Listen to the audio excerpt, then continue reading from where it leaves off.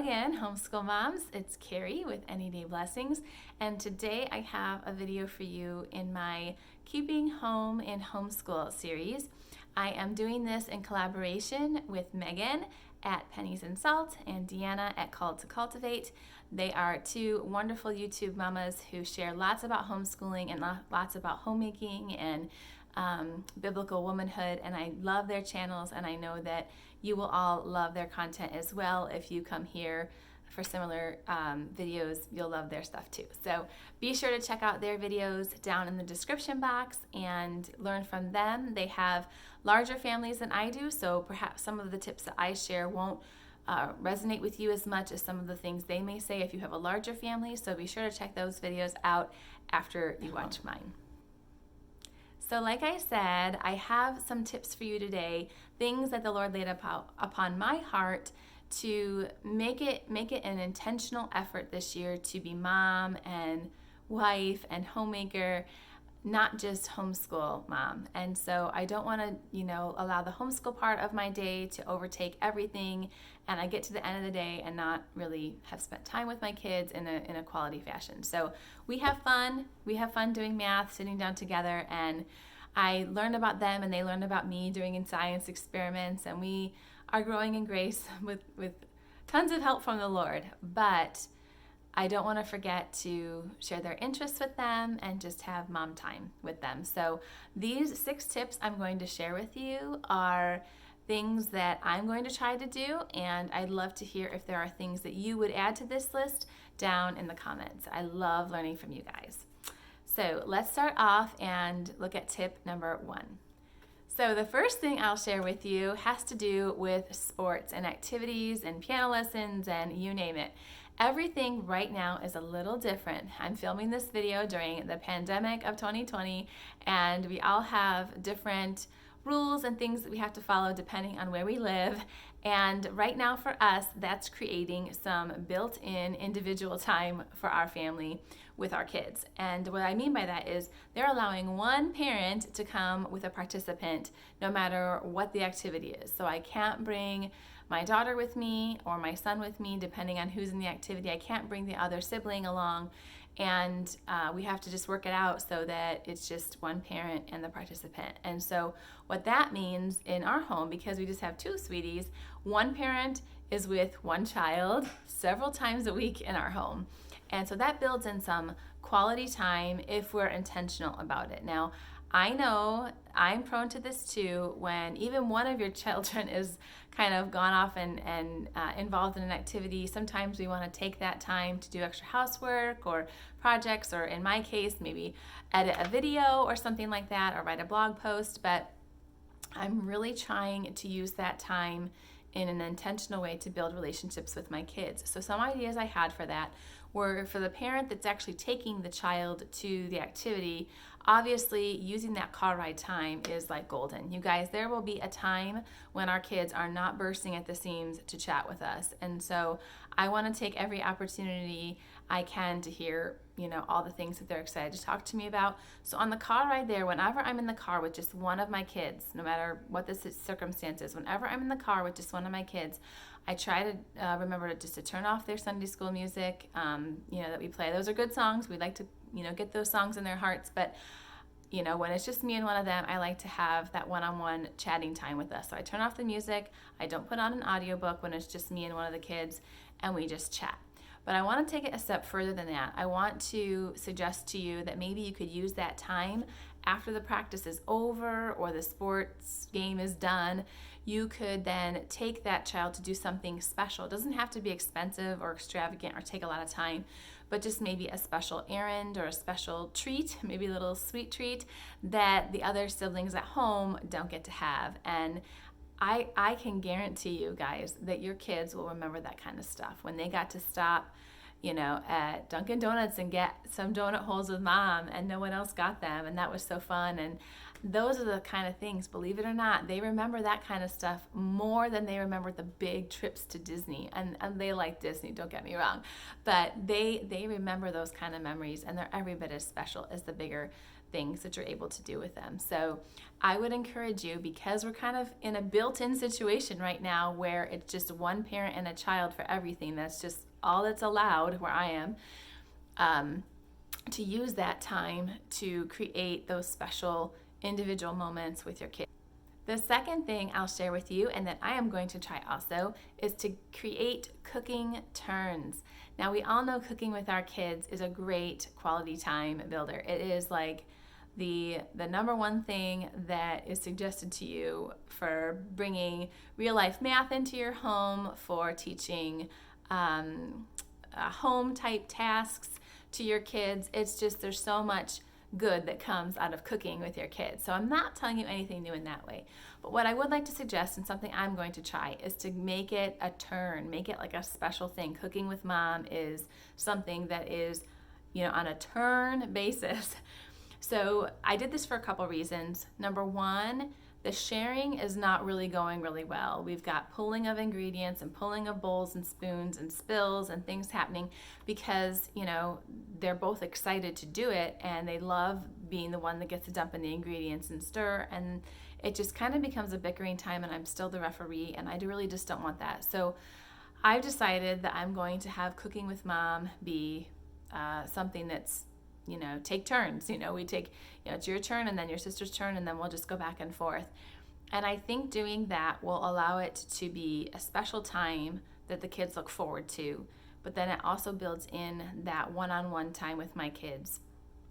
And the others have to go and find an independent activity, but they know that their turn with Mommy is coming soon. So I think this will be a way that maybe I can get some time in with my son. Of my two kids, my son actually prefers cooking more than my daughter does. So this is a way that I'm looking forward to getting that quality individual time with him.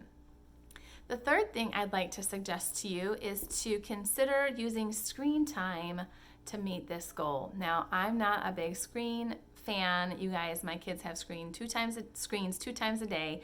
They know when that time is. They know how much they're allowed, and they know what they have to do to get it. So I'm not advocating adding additional screen time per se. I'm just suggesting that maybe 1 day a week, 2 days a week, something like that, that instead of maybe utilizing the screen time so you can do housework or get dinner in the oven or maybe have some quiet time to yourself. What's that? Who knows what that is? But I know we utilize screen time for a whole lot of things already. So this may be a little more challenging for some of you, especially if, like in my situation where I do some work from home, I use that screen time usually to edit a video, to write a blog post, to put up some Instagram things. So I know that you might already feel really booked into that time.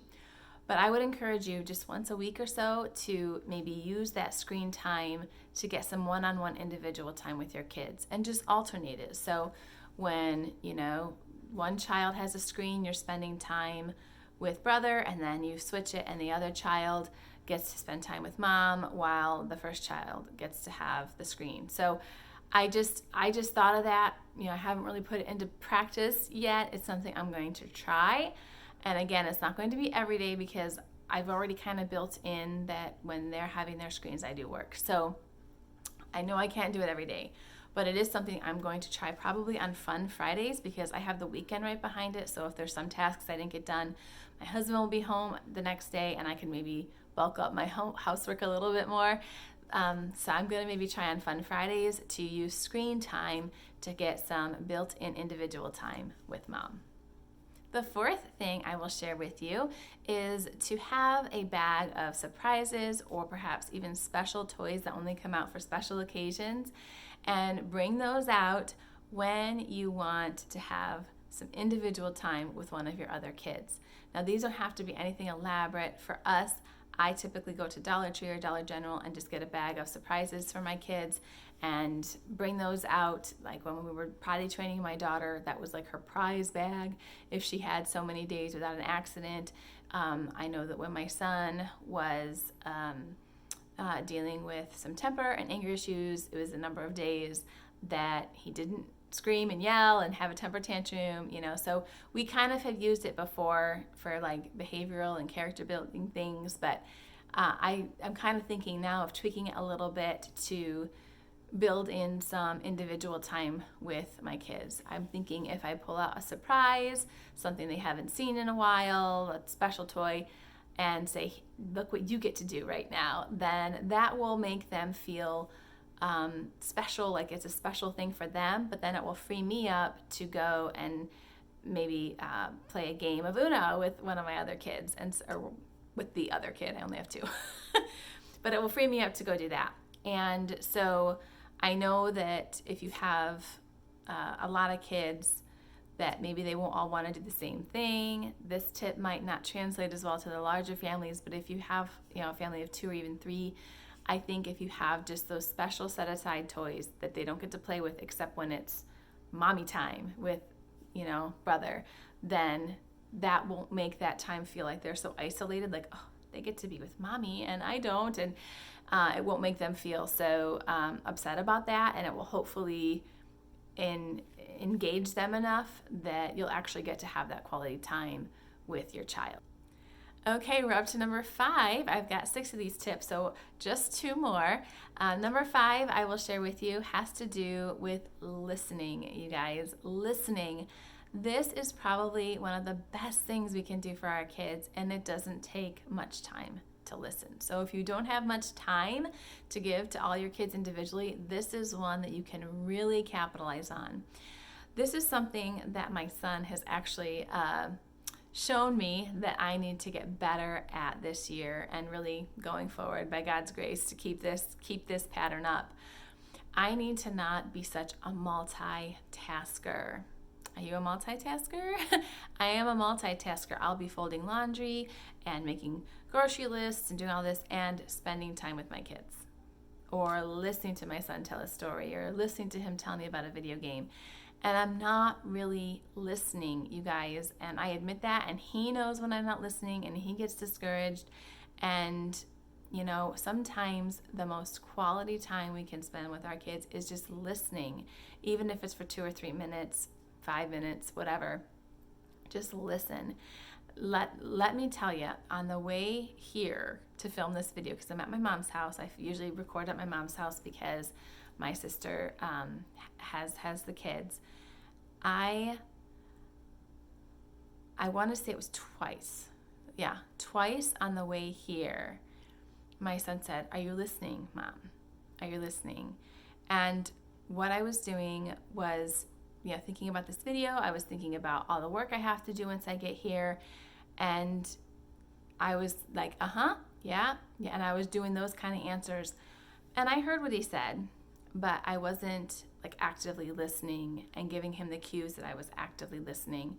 And sometimes that will fill your kid's attention tank all the way up to the top if you just listen to what they say and actively participate in that conversation. So what I'm going to do to do that with my kid, to be able to give my kids that quality listening time, even 5 minutes, is when they come up to me, if I can't put down what I'm doing, be it making their lunch, folding clothes, whatever it is, if I can't put that down right now and listen to them, I'm going to say to them, I really want to hear what you have to say, and so let me finish this and then I will listen to you. Or I really want to hear what you have to say. Can we set a timer? Let's set a timer and let mommy do these things for a minute, and then when the timer goes off, it's mommy listening time. That has worked very well the handful of times that I've tried it. It has worked very well. They're eager to talk to me, and they're ready, when the timer goes off or when I'm done with my task, they're ready to go, and they appreciate me just being honest and saying I can't listen right now. They would much rather I do that than to just yeah, oh wow, all of that. You know how you feel if someone listens to you that way. So that would actually be a tip I have that doesn't really require you clearing the room. I mean, you can do that with your other kids around, as long as they're not screaming at you, which we know that happens some days. But if you can just listen to them for a few minutes when they're trying to tell you something, it will be worth so much more than spending an hour playing a game or something. Just listen to your kids. And the sixth and final thing that I will share with you today has to do with bedtime and wake up time. This is something, again, that is going to be hard for me to let go of because typically I use after bedtime and before wake up time as work time for me. It's when I sit down and answer messages related to this channel and my blog and my side business and everything else. So I usually will use wake up time or before the kids wake up time for that. But inevitably, I have one child who wakes up way before the other one. And so that's when one of my children is up and another is asleep. So that could be some built-in time for me to be with just that child and to do something with just that child. And sometimes it's reading, sometimes it's playing a game, sometimes it's listening to them tell me something about, the latest book that they're reading or whatever. But that could be some built-in time that I know is precious to us if we're trying to get stuff done before all the kids rise. So again, I'm not suggesting that this is something that you do every day, but I am suggesting that, again, you maybe take one day a week or maybe a couple of days a month to utilize that time when maybe just one of your kids is still awake and the others haven't woken up yet, or maybe if you have different bedtimes and you have the little ones go to bed at one time but your older kids are up later, you could use that time after the younger kids go to bed to spend with the big kids and maybe do some of the other things I've suggested in this video during that time. So I hope these kinds of things start to just get the gears turning, ways that you could make this translate into your home. Again, even just the act of trying to do this, of being intentional at making this time, I really believe that the Lord will bring ideas to your mind and help you figure out how to do this and be meaningful and purposeful about it. So even if you didn't get any practical tips from this video, I hope at least you got the encouragement to start thinking about this, about being mom, having mom times with your kids, and having that be separate from homeschool time. Now, I will say just one little word of clarification, because I know I'm going to get comments about this, and I might even get them with this clarification. But I know that homeschool is a way of life for many people, and it's just kind of built in and natural, and it's a flow of your day, and you probably feel very much that your homeschool time is quality time because it's time you're spending together and growing and learning together. And I'm in no way disagreeing with that. However, I do know in our family that if I only spend lesson time with my kids, at the end of the day, they feel like I haven't spent time with them, and they verbally tell me so. They're like, "Mommy, we didn't get to play today." And here I'm thinking, we did like 2 activities in science that were games. We did a video together where it was like an interactive video. We all had to like go get things. It was like a scavenger hunt. And I'm thinking of all these things that we've done that were related to our homeschool lessons. And I read to them. I read them picture books, and I read them chapter books, and I read and I read and I read. And they think I didn't spend time with them. They think we didn't play together. They think they had no time with mommy. So just consider that.